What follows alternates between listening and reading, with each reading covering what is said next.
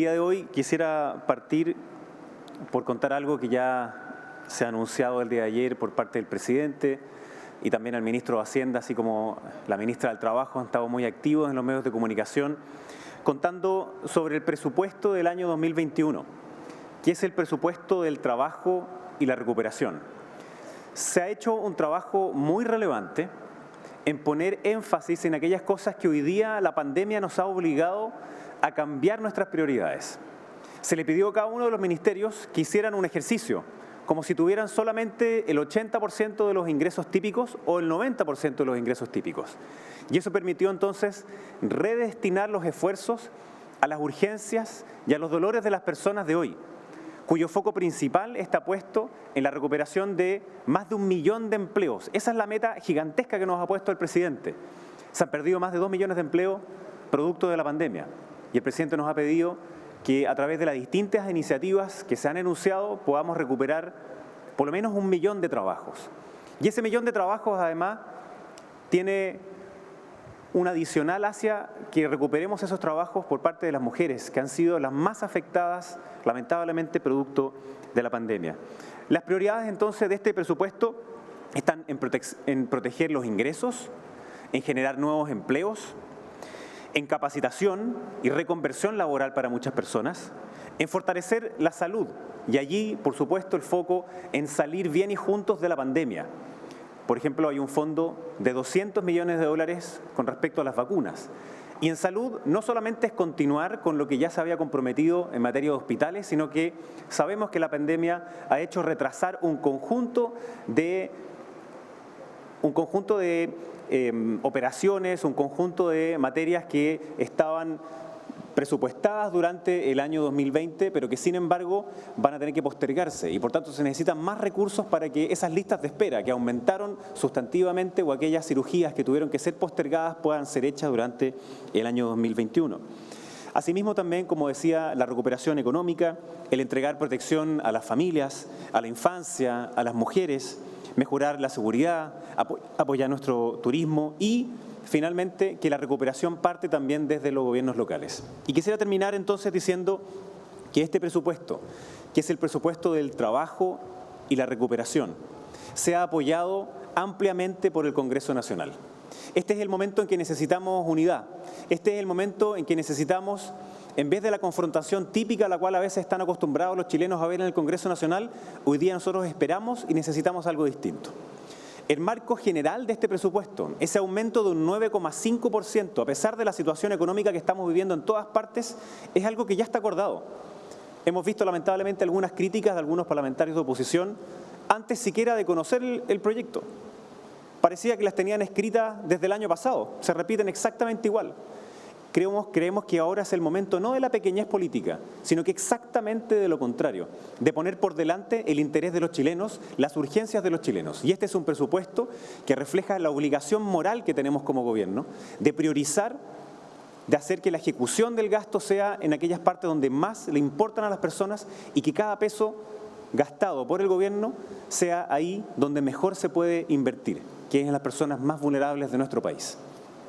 Ministro, buenas tardes. Este 9,5% de aumento es respecto al presupuesto inicial del 2020 o al que ya se tiene proyectado que se iba a gastar durante este año. Y lo segundo, sobre los programas que se han eliminado, ¿cuáles son algunos de los más emblemáticos que quizás este año se van a ver reducidos por este presupuesto? El crecimiento del presupuesto es en base al presupuesto ajustado del año pasado, es decir, cuando ya se incorporó un mayor gasto. Eso es parte del compromiso. Es decir, a pesar de las condiciones económicas que estamos viviendo en el mundo y por supuesto también en Chile, que ha significado 2 millones de trabajos perdidos, nosotros no vamos a gastar más.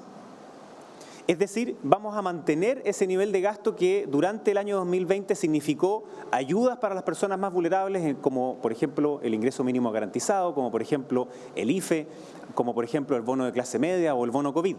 Durante entonces el próximo año, el año 2021, se va a mantener el mismo nivel de gasto, pero significa un aumento de un 9,5% real con respecto al presupuesto del año 2020 ajustado.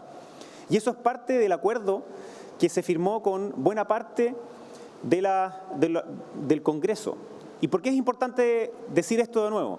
Porque si hay algunos que plantean que hay que subir todavía más el gasto, significa bajarle a otras cosas. Lo que ha hecho este gobierno entonces es enfocarse en aquellos programas que más necesitan las personas hoy día. Los detalles de cuáles van a ser la reducción, por ejemplo, en alguno de estos programas los va a dar el ministro de Hacienda en los próximos días. Sin embargo, queremos dejar una cosa muy clara. Si hay una reducción de algún programa, es precisamente porque cada ministerio vio cómo podía priorizar en las urgencias y los dolores de las personas. Este es el presupuesto del trabajo, este es el presupuesto de la recuperación económica y este es el presupuesto que quiere que salgamos juntos y bien de la pandemia para comenzar juntos y bien la recuperación económica. Hola, ministro. Hoy día el Senado va a seguir revisando el proyecto de migraciones hasta total despacho. Ya nos ha quedado claro su postura respecto a los 90 días de regularización después de que se publique la ley, pero quería saber si el gobierno está dispuesto a ceder, a buscar un plazo intermedio, porque actualmente el proyecto habla de una regularización para agosto del año pasado. ¿Hay opciones, por ejemplo, de que se consensúe una fecha nueva? Lo más importante es que tengamos una nueva ley de migraciones que permita una migración segura, ordenada y regular. Nosotros no queremos que suceda lo que en años anteriores, donde muy buena parte de las personas que ingresaban como turistas, sin embargo, luego no venían como turistas y quedaban en situación irregular, que perjudicaba brutalmente a los mismos migrantes, quedaban en una situación de indefensión de sus derechos. Eso nosotros no lo queremos hacer. Por eso es que este gobierno decidió ordenar la casa y decidió hacer un proceso de regularización que fue muy exhaustivo, que fue muy importante. Nosotros creemos que ese proceso de regularización ya se cumplió en nuestro país. Y por tanto la idea de esta visa de turismo laboral, que fue rechazada el día de ayer, es una buena noticia para los chilenos y para los migrantes que están aquí de manera regular. Y esta idea de que durante 90 días después de aprobada la ley pudiesen entrar personas de manera clandestina y luego quedar regularizados es algo completamente equívoco, porque perjudica a los migrantes, perjudica a los chilenos, perjudica nuestra vida en comunidad. El día de ayer aparecían varias personas a raíz de un ingreso clandestino que se hizo bastante popular, digamos, en los medios de comunicación, que decían que había habido un efecto llamada. Al ver esa indicación de parte de la oposición que decía que podían regularizarse 90 días después de aprobada la ley, fue un incentivo para que algunas personas decidieran entrar de forma clandestina. Eso nos parece profundamente equivocado. Nosotros somos un país abierto completamente a los migrantes, pero esa migración tiene que hacerse de forma regulada, de forma segura, de forma tal como hoy día lo indica la ley y como esperamos que a partir de hoy día mismo quede aprobada también en el Senado. Falta un último trámite en la Cámara de Diputados, pero estamos convencidos de que la Cámara de Diputados también va a dar una tramitación adecuada a esto, porque la inmensa mayor parte de los chilenos nos está pidiendo que tengamos una migración segura, ordenada y regular, y de eso se trata lo que estamos discutiendo hoy día en el Congreso Nacional. Ministro, buenas tardes. ¿Cree que está en riesgo la coalición de Chile Vamos en esta negociación de primarias, sobre todo pensando en la advertencia que hizo Evópolis si no llegaban a buen puerto? Por supuesto que Chile Vamos es una coalición que va mucho más allá de meramente lo electoral. Tiene principios fundantes que permitieron que, por ejemplo, hoy día este sea el gobierno de Chile Vamos. Se hizo un trabajo no solo para lo electoral, sino que también para lo político. Y estoy convencido, y así lo estamos como gobierno, de que va a haber un buen acuerdo y consenso por parte de Chile Vamos de llevar a los mejores liderazgos para las próximas elecciones que se avecinan y que haya un buen acuerdo que hoy día mismo se pueda concretar. Y eso, al contrario, como vemos al frente, en donde hay quienes se erigían a sí mismos como los renovadores de la política, como estandartes de la moral de la política, como aquellos que eran toda la política buena, nueva, impoluta, y caen permanentemente en la política vieja. En la política que un día dice una cosa y al día siguiente dice otra, que dice que quieren primarias pero en verdad no la quieren, que dicen que van a respetar las primarias pero a medias. Nosotros creemos que Chile Vamos va a estar a la altura de las circunstancias que necesitan los chilenos, es decir, que sean los mejores liderazgos los que estén en la papeleta en los próximos meses. Ministro, buenas tardes. De alguna manera, el espíritu de la ley de primarias precisamente es que los partidos puedan resolver estas diferencias, pero dado lo que se está viviendo, da la impresión que finalmente los partidos siguen muy fuertes siendo esto de el que tiene mantiene o creyendo que las comunas le pertenecen. ¿Cómo ve ese fenómeno el gobierno? Eso es algo que obviamente le compete a los partidos en sí mismos, el decidir en cuáles lugares van a ser primarias, en cuáles lugares van a llegar a un acuerdo como coalición. Y por supuesto lo más relevante en ello es que sean los ciudadanos los que puedan escoger a los mejores liderazgos para esos gobiernos locales. Sabemos lo importante que es un alcalde o una alcaldesa para un gobierno local. Y por eso es que en la última elección tuvimos un importante aumento de votación para Chile Vamos, una importante cantidad de alcaldes de Chile Vamos que gobernaban a la mayor parte de los chilenos. Y eso es muy relevante y por supuesto que lo queremos mantener, por tanto confiamos en que Chile Vamos va a llegar y zanjar un acuerdo que sea lo más beneficioso para los chilenos. Ese tiene que ser el foco de la política, no para los partidos en sí mismos, sino que es para los chilenos. De eso se trata la política, se trata de cómo convivimos juntos, cómo podemos representar el interés público, cómo podemos representar el interés general y no el de cada uno de los partidos en sí mismo. La coalición de Chile Vamos lo que está teniendo a la vista es cómo mejorar la calidad de vida de los chilenos desde los gobiernos locales, así que esperamos y estamos convencidos de que van a llegar a un acuerdo este día en la tarde. En otro tema, ¿cómo va el trabajo para emparejar la cancha de los independientes? ¿Ya hay claridad respecto a cuánto se puede reducir, por ejemplo, la necesidad de firma o el número de firmas necesarios? Como gobierno nosotros nos comprometimos a una cuestión que era transversal y que fue aprobada el día de ayer en la Cámara de Diputados, y esto es que los independientes pudiesen conseguir sus firmas a través de, no solamente yendo físicamente a el lugar donde está la notaría, sino que también a través de métodos electrónicos, a través del CERVEL. Y eso fue aprobado y esperamos que así sea ratificado también en el Congreso Nacional. Esa era la principal demanda que nos hacían muchas personas del mundo independiente, facilitar y no poner barreras para que ellos pudiesen conseguir esas firmas, que obviamente en situación de pandemia es distinto a una situación típicamente regular. Sobre el guarismo mismo, eso no es algo que requería del patrocinio del gobierno, sino que los mismos parlamentarios el día de ayer, de hecho el Frente Amplio puso una propuesta que casi duplicaba lo que se exigía en el proyecto de ley que había presentado el diputado Pepe Out, y por tanto ponía mayores requisitos a la consecución de esas firmas. Nosotros esperamos que esa sea una materia que finalmente se zanje en la Cámara de Diputados. Nos parece que es bueno que en el plebiscito participen muy activamente los independientes, y de allí que nosotros presentamos esa indicación que necesitaba del patrocinio del Ejecutivo para facilitar la tarea de que los independientes sean parte muy participativa, no solo en la votación, sino que también en el caso de que ganaran el apruebo de la convención que salga después del día 25 de octubre. Ministro, buenas tardes. Le quería preguntar si es que hay fundamentos para la ampliación de la querella criminal contra el presidente Sebastián Piñera y las otras autoridades por su eventual responsabilidad en muertes por COVID-19. En la acción judicial se agregaron 2 delitos más. A nosotros nos parece que la creatividad de algunos para querer querellarse y hacer inventos en materia penal ha mostrado que no tiene límite. Sin embargo, los que pretenden que nosotros nos desviemos de nuestra atención, que es poner la salud de las personas primero, están profundamente equivocados. Algunos sugieren, y pareciera que estuvieran escribiendo un libro de ciencia ficción, que Chile debiese haber estado preparado para la pandemia antes de que esta comenzara, y que la única manera de poder paliar los efectos del coronavirus era seguir, por ejemplo, la estrategia que ha seguido Argentina.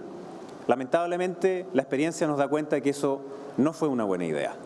Y entonces estas querellas políticas, este intento de algunos de aparecer en la prensa pegando permanentemente, va en contra de lo que los chilenos quieren, va en contra de lo que los chilenos nos están pidiendo a gritos, que es que nos preocupemos de cómo salimos juntos y bien de la pandemia, para comenzar luego la recuperación económica. De allí el presupuesto que nosotros hemos presentado y que he comentado en esta misma ocasión. Por supuesto que no hay ninguna justificación para esa creatividad judicial penal que algunos tienen, que más pareciera una nueva versión del libro 1984. Yo les pediría que nos enfocáramos en lo que los chilenos nos piden. Y los chilenos nos piden es unidad a la hora de salir juntos de la pandemia, que sea la salud de los chilenos lo primero y no la política pequeña, no la política que mira solamente a sí mismo, que se mira al ombligo o que se plantea como enemigo de todos. Nosotros queremos que haya diálogo, nosotros queremos que hayan acuerdos. De eso se trata lo que nos piden los chilenos a gritos hoy día. Hola, ministro, muy buenas tardes. El gobierno lo que busca es incentivar el retorno de la mujer al mercado laboral, sin embargo las salas cunas siguen cerradas, también los jardines infantiles. Se ha pedido de que se puedan abrir para que ellas puedan reincorporarse al trabajo, pero por un lado, ¿están las condiciones sanitarias para que así sea? De los casi 2 millones de empleos que se han perdido, lamentablemente una buena parte son empleos femeninos. De allí la importancia de la propuesta que se ha presentado en esta semana sobre este subsidio al empleo que contiene dos partes. La primera es el subsidio de regreso, es decir, todos aquellos empleos que estaban acogidos a la Ley de Protección del Empleo para que puedan volver, que es un subsidio de hasta 160.000 pesos por 6 meses. Y en el día de ayer, cuando nosotros estuvimos junto al rubro gastronómico y especialmente mujeres, nos decían que ese era muy relevante, que todavía no estaban en condiciones quizás de poder contratar más, pero sí iban a poder ocupar ese subsidio para que pudieran regresar los trabajadores y trabajadoras a sus empleos. Y al mismo tiempo hay otro subsidio, que es el de nuevas contrataciones, que tiene un sesgo positivo hacia las mujeres. Sabemos que lamentablemente las mujeres han tenido que cargar un costo permanentemente de una discriminación en el mercado laboral. Y por eso que aquí quisimos hacer justo lo contrario. Hay un subsidio mayor de hasta 270.000 pesos en caso de que se contraten nuevos cargos a mujeres. Y por supuesto que nos interesa que sea de verdad. Y una de las cosas que nos ha salido como cuestionamiento es qué ocurre con los colegios y qué ocurre con los jardines infantiles.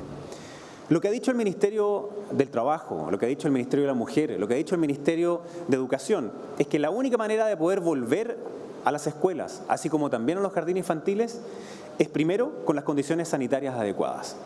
Hay un plan de retorno a esas clases que ha planteado que siempre tienen que estar las condiciones de seguridad y sanitarias. Segundo, de que siempre es voluntario, tanto para el colegio, así como también para los apoderados. Y los jardines infantiles en eso también juegan un rol. A mí me encantaría decirles que ojalá esto en el futuro no fuera una materia que solo perjudicara a las mujeres, sino que fuera una materia de corresponsabilidad. La pandemia nos ha mostrado la importancia de la corresponsabilidad en la educación de nuestros hijos. Sin embargo, hoy día, por hechos concretos y reales, nos muestran que quienes son más perjudicadas por esta materia son las mujeres. Vamos a tener una reunión junto a la ministra de la Mujer, a la ministra del Trabajo, junto a Hacienda, junto a Salud y junto también al Ministerio de Educación para ver cómo podemos impulsar las experiencias que se han hecho en distintas comunas del país, haciendo guarderías, así como también viendo todos los requisitos sanitarios para que puedan nuevamente abrir la sala cuna, los jardines infantiles y los colegios. Pero de nuevo, no con las fake news que han dicho algunos, que particularmente desprecian a las personas más vulnerables que se han visto más afectadas en sus trabajos y particularmente en educación. Siempre hemos dicho que para que pueda haber un retorno a las clases es de manera segura, es con las condiciones sanitarias adecuadas y es siempre voluntario. Son las mismas personas las que nos están pidiendo, son las mismas mujeres las que nos están diciendo que hoy día necesitan eso. Yo les pido a aquellos que se han dedicado a diseminar fake news, que solo critican todo, que solo miran la parte negativa de las cosas, que en vez de seguir en esa línea que no quieren los chilenos, hagamos justo lo contrario. Que veamos cómo conseguimos la mejor fórmula para que podamos abrir nuevamente los jardines infantiles, para que podamos nuevamente retornar las clases, porque por lejos quienes más se ven afectados cuando eso no sucede son los estudiantes y los jóvenes más vulnerables, así como las mujeres más vulnerables. Ministro, buenas tardes. Preguntarle, ¿quién se va a hacer responsable si hay estudiantes que vuelven a clase y se contagian? Por más que la autoridad sanitaria haga toda la fiscalización que se pueda, por más que nosotros hagamos cuarentenas, por más que insistamos en las medidas de lavado de manos, de distanciamiento y de mascarillas, si no hay responsabilidad individual, esto es completamente imposible. Y eso sucede en todas partes del mundo. Nosotros entendemos que hay una parte de la oposición más radical que pretende culpar al gobierno por los contagios. En otras partes del mundo eso ha sido desestimado completamente. Se requieren que haya condiciones sanitarias adecuadas, por ejemplo, para que se puedan volver a clases. Y lo que ha planteado el Ministerio de Educación es que sea con los cursos más altos, es decir, con tercero y cuarto medio. Cuando las condiciones sanitarias estén disponibles, cuando sea voluntario por parte del colegio y voluntario también por parte de los apoderados. De eso se trata. Entonces, por supuesto que hay parte de responsabilidad individual, así como también parte de educación, así como también parte de que estén los implementos sanitarios. Por lo mismo es que el Ministerio de Educación está preparando cada uno de esos packs que son necesarios para habilitar los colegios. Hemos visto también algunas iniciativas en el distanciamiento adentro de las salas de clases y otros que se han hecho también en otras partes del mundo. Entonces, pretender hacer esta idea de que cuando hay una persona contagiada es responsabilidad penal, o es responsabilidad civil, o es responsabilidad del gobierno, es parte de esa crítica malintencionada de parte de una izquierda radical que no quiere que salgamos juntos de la pandemia. Y los chilenos no quieren eso. Los chilenos quieren que realmente salgamos bien y juntos de la pandemia para comenzar bien y juntos la recuperación económica del país. Ministro, ahora en un ratito más se va a estar votando el sueldo mínimo. En la oposición hay voluntad para aprobarlo, pero hay todavía una discusión en el guarismo, en la fórmula. ¿Hay un espacio todavía por parte del gobierno para poder aumentar esta fórmula o hay algún llamado a aprobarlo ahora y seguir viéndolo más adelante? ¿Cuál es el llamado del gobierno? De todas maneras, nosotros hacemos un llamado a que hoy día se apruebe el salario mínimo. Cuando nosotros también tenemos un ingreso mínimo garantizado, eso implica que las personas que hoy día obtienen el mínimo, en realidad obtienen más que ese mínimo. Y el aumento que se ha propuesto en esta época, en estos momentos tan difíciles en tiempo de pandemia, en donde la situación económica ha sido compleja para millones de chilenos, es el mismo aumento que hizo la presidenta Bachelet en sus 2 gobiernos. Así que nos parece que esa crítica de nuevo que pretende bloquear, que pretende trancarlo todo, hoy día simplemente no se representa. Los chilenos buscan entendimiento, buscan que la prioridad de ellos, sus urgencias, sus dolores, sean nuestras urgencias. A eso está dedicado el gobierno, así que esperamos que hoy día la propuesta de salario mínimo termine por ser aprobada en la Cámara de Diputados. Muchas gracias.